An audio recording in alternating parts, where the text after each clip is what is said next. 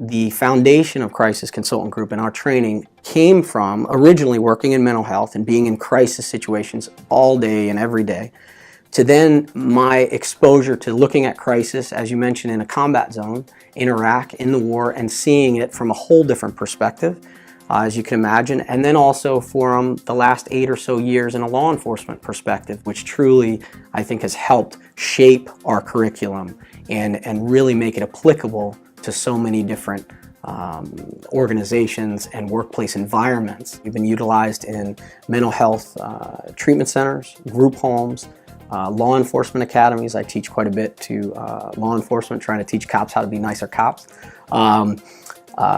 Mentioned hospitals, schools. We've been in industries that we never even would have imagined, crisis necessarily happened. When I think of what a crisis is or what crisis may be to one of our clients, we really look at it as, in one way to describe it would be any situation in which a person's ability to cope is exceeded. It then escalates into a more vocal situation that leads to something where we would say it would need verbal de-escalation, all the way up to the possibility that that person becomes physically aggressive or challenging to their coworkers or bosses or supervisors, and actually gets into a realm where they need physical crisis intervention.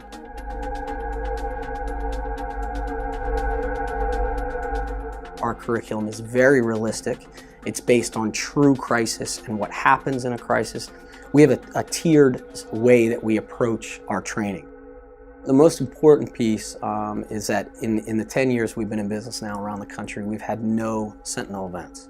And what that means, especially in the healthcare industry and in many industries that we work with, is no deaths or really major injuries or significant injuries as a result of our training program. We can provide, potential clients with some data showing where, after they've incorporated our training into their facilities, those numbers have been reduced, confidence has gone up, turnover has, been minimized, and overall the safety within their organization has been improved.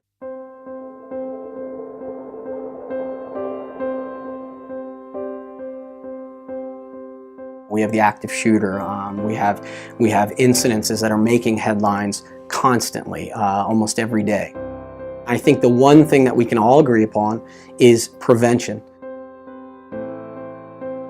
Or what I feel is different about us is our ability to really connect with our clients. When we were doing that recent training with that large group, it was a room filled with over 400 teachers. And there's a lot of anxiety, I know, going into it. And there's a lot of anxiety for people that normally don't necessarily work in industries like mental health or where they're exposed to that type of situation regularly. Aside from just wanting to make a true impact while we're presenting to them, we also are thinking of making sure that is our information being retained, and are they truly absorbing the information and making it most beneficial for them. You recognize, I've got to get to a better spot. When I see these headlines, I'm not shocked, in the sense that, after being in the military and law enforcement and mental health, I sadly come to expect this type of thing nowadays. But I know that there are solutions, and we're a company that provides them.